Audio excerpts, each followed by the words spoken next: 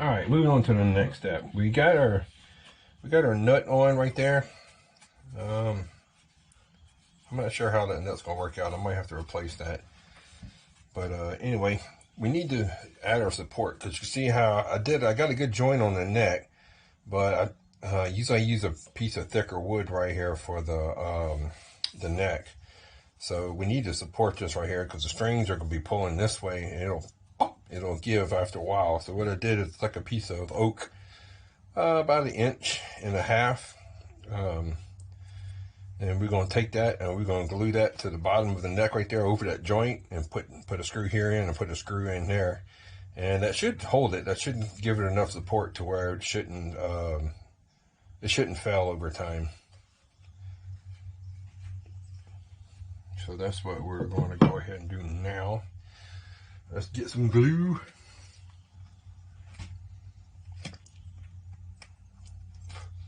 I'm going to go ahead and get this glued up.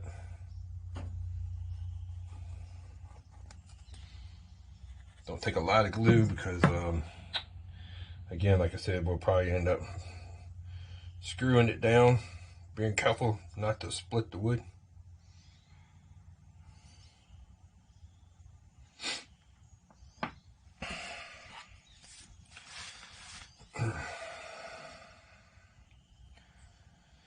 Get that on there, and it just doesn't have to be perfect. The good thing about this little piece of wood right here is it shouldn't interfere with the playing of the neck, the instrument. So we got that there. I'm going to use a clamp.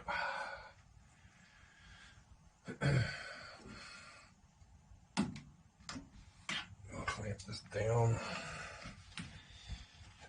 I need to get smaller clamps. I think they make smaller clamps than these. I probably need a smaller one, lighter weight. We don't want to mark up the fretboard, so we'll go ahead and use a piece of oak on the other side of it. Clamp that down.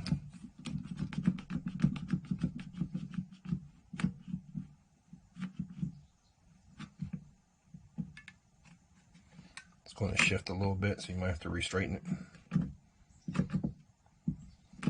There we go. That'll work.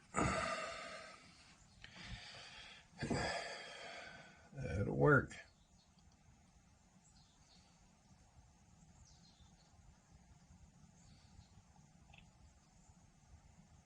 Yep. All right.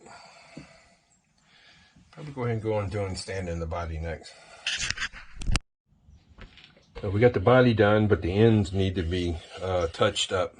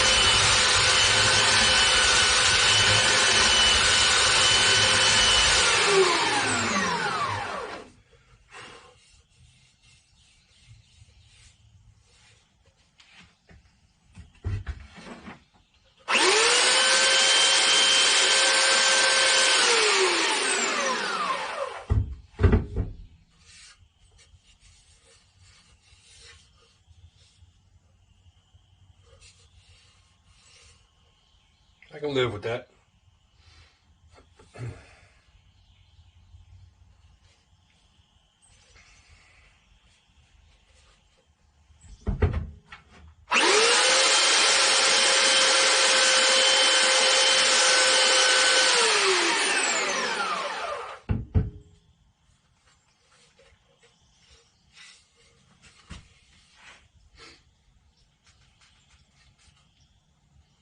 We'll round off the tips probably next.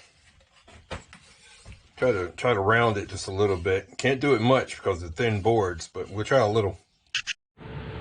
All right. Well, last time we left off, we're going to glue the piece on there to support the neck joint because, like I said, the end of it where we're going to put the tuners and stuff needs a better joint, so we're going to put that back there, the piece of wood. Just a piece of red oak. I drilled it on the drill press and then bored out the holes right there, so that way it countersink the screws. So let's go and put the screws in.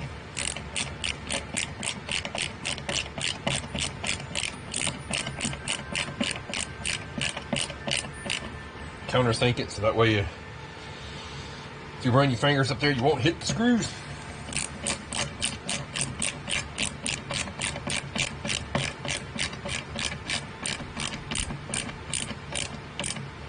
Go. That way they don't come through the fingerboard. You don't want that to happen. All right, so we got that done. So that's pretty much done right there. We got the nut on. We got the body all cornered and sand it down. It ain't too far from being done. I think it's time to go ahead and put some stain on it. I think I'll go with natural stain.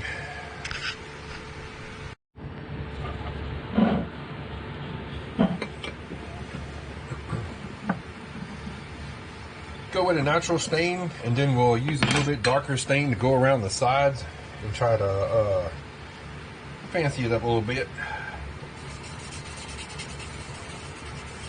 I like natural color of poplar, but a lot of people don't because it has a green hue, but I like the color green. When somebody comes out with a natural green hue to it, some people get all bent out of shape about it. I kind of like it.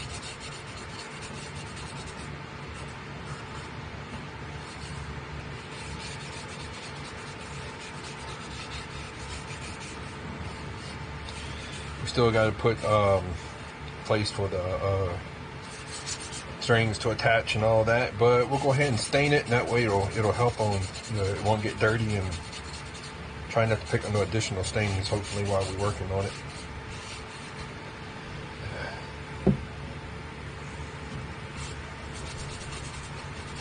I think it looks pretty good so far. Said this was just a little what I had around a shop project. Nothing spectacular. It's not $1,000 instrument, but it is an instrument I built with my two hands. So you get a certain joy out of playing the instrument that you fashion together with your own hands. A little sweat, sometimes a little blood, splinter or two.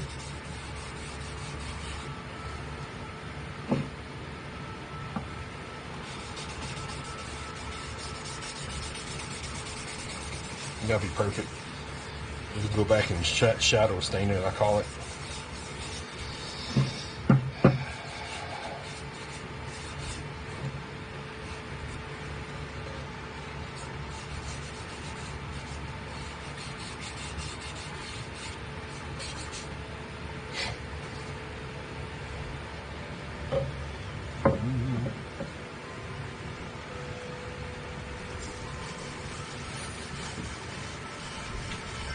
Sanding.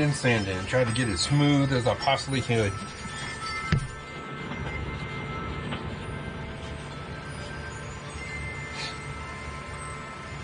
Wind's blowing outside, the chimes are jingling. Good times in the wood shop.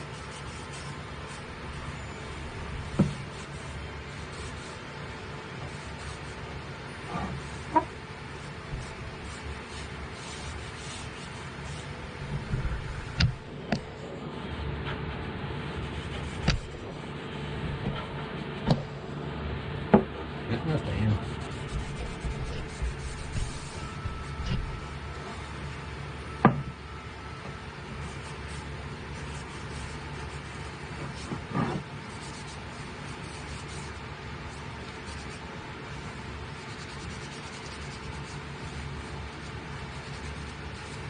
I like how oak looks natural.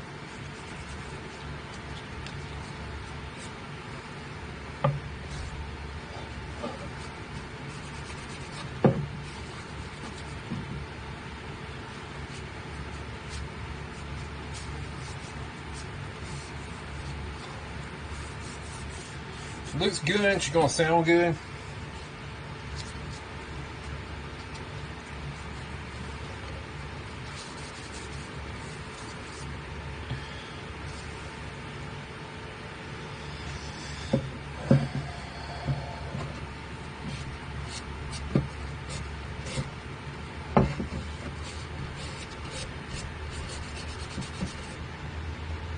Alright, well, first coat's on.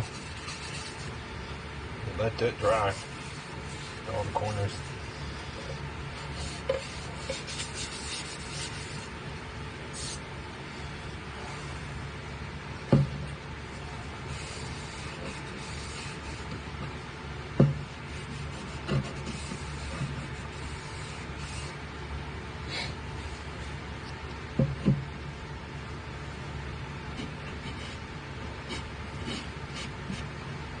Alright.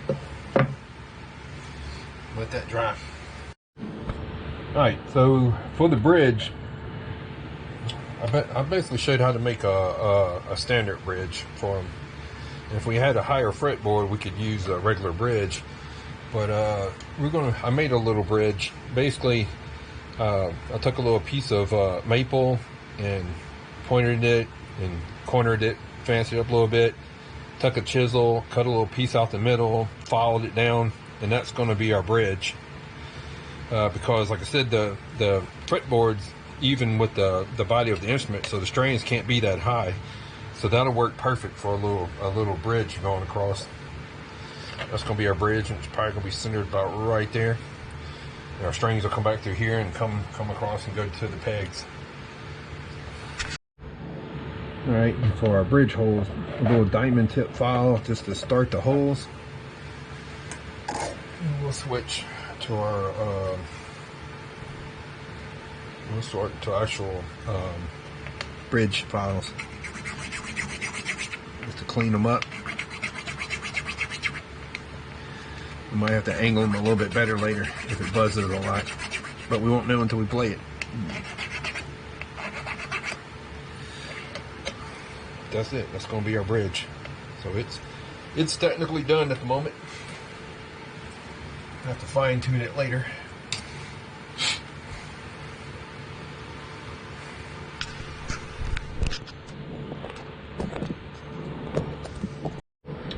So this is what I was talking about. Take a little bit darker stain. This is natural, but gun stock just a little bit and work the corners and work it to where it's dark on the outside and light on the inside. I just like the way that looks. A little bit on the sides just to give it a little color. Because like I said, it's so the natural is so green.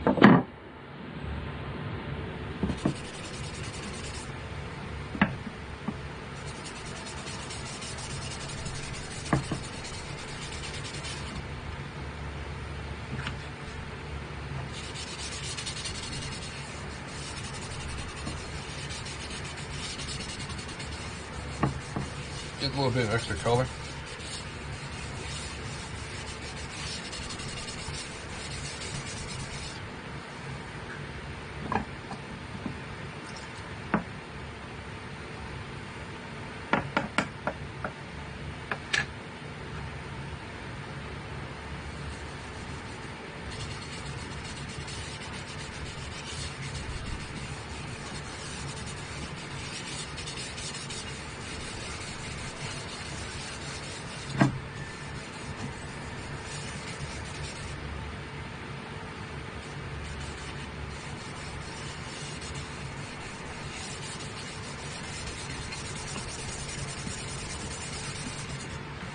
Just like how that looks. Okay.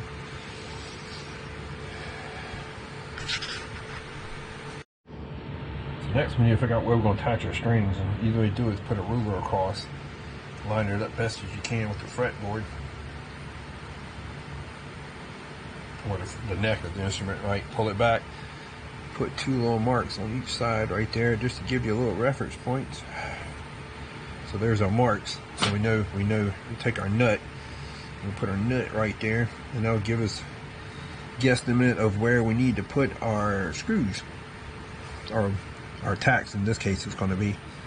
So we'll put a tack right here, a tack right here, and a tack right here. So that'll be our tacks. Dum dum dum. Yeah, and that'll give us our excuse me. That'll give us what we need to drill. All right, take a little bitty bit, a little bit smaller than the tack size. We're going to drill a hole for our tacks.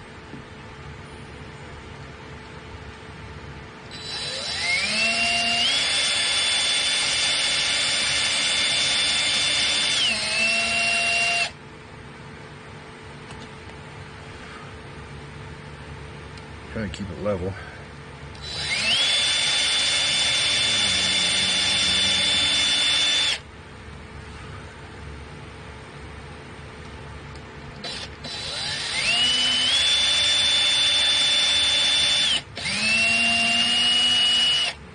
Moving around on me.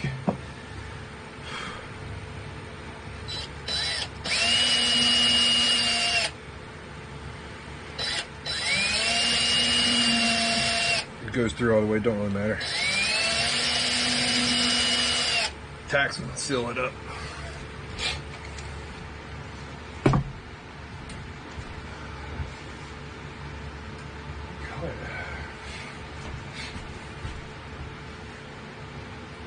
Tack hammer. Tack hammer.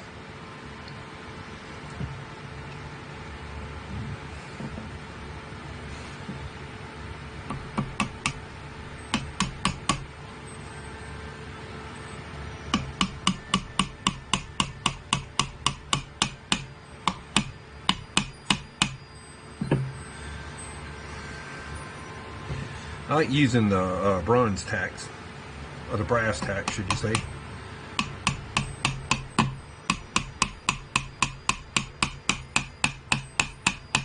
I think they look better.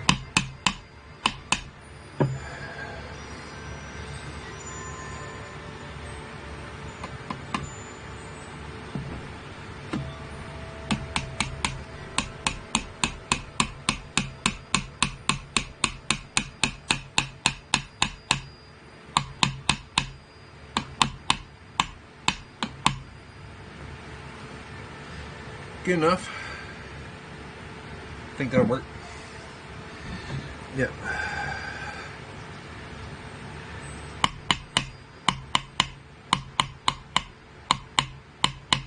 Don't want them protruding out too far to get stuck on stuff.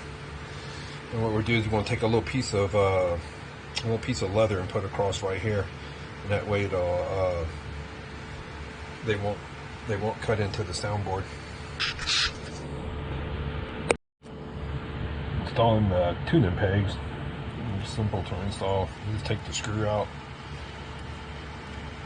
take the head off, take the washer out, pull it top, push it through. Boop, there you go. Put the washer back on, put the head back on, put the screw in.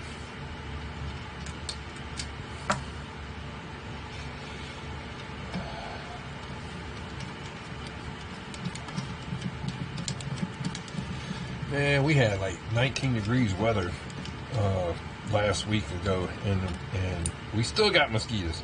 You gotta watch out. Don't screw it in too tight like I just did, because you can crack the little head, crack the little tuner. See, I wanted to make sure they'd have enough room in between. That's what I was talking about earlier, because I've done it before and put them in, and they won't turn all the way around because I put them too close to each other. That was a newbie mistake. You usually jack up an instrument one time like that and you never do it again. It's one thing you're putting it together, and while you're putting it in, you go, oh damn, look what I've done. Look what I've done. And you start over. Or you come up with some other idea.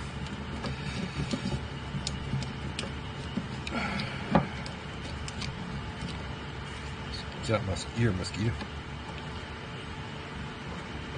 And the tighter you do the screws, the tighter the little tuners are. But you don't want to make them too tight. And there we go. I think that looks pretty good. Looks pretty good. What do you think? Think it looks all right? Cool. Oh, okay. All right. All right. I'm just now waiting for my strings to come in. We're going to put I don't have silk strings.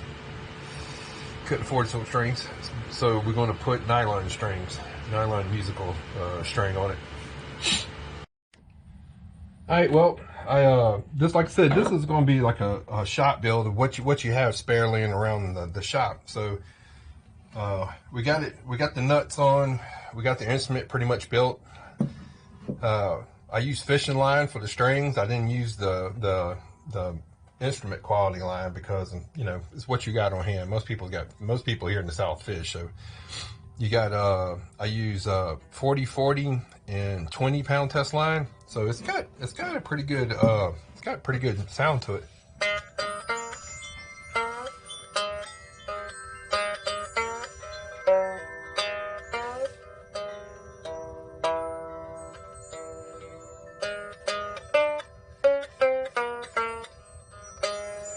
The nut, it's a little buzzing on the nut, so I'll probably have to change the nut out and make a different nut on it, because that's where the buzzing's coming from. But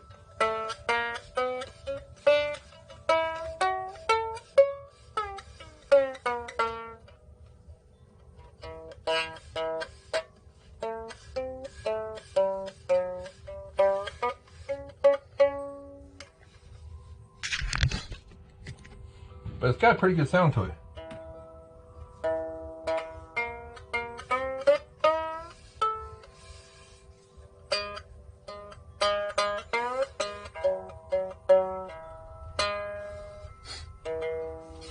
Hard for me to play it without I hit it. I was a little bit off on the measurements down here, and the string's a little bit off the neck right there, but it straightens out towards the end. A different nut probably fixed that, but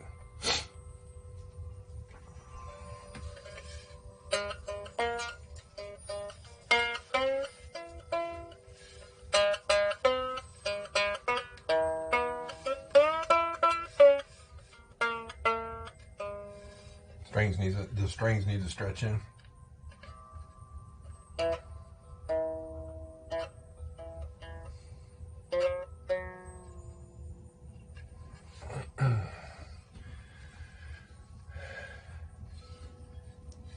Well, not bad for a little shop build. It needs some tuning up, and the strings stretch in a little bit, and it'll be fine. I put some fabric in the back. They do that in the ears, and they cut down on the buzzing, but that's not the problem. The problem is my nut. The problem is definitely the nut.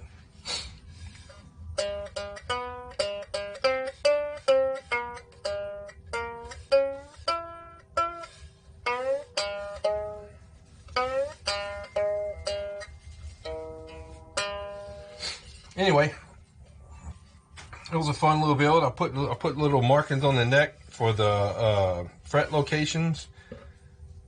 So I probably will play it like a Shamisen, like a Gottan, because it is. It's my version of the Gottan. Great little instrument. It will play.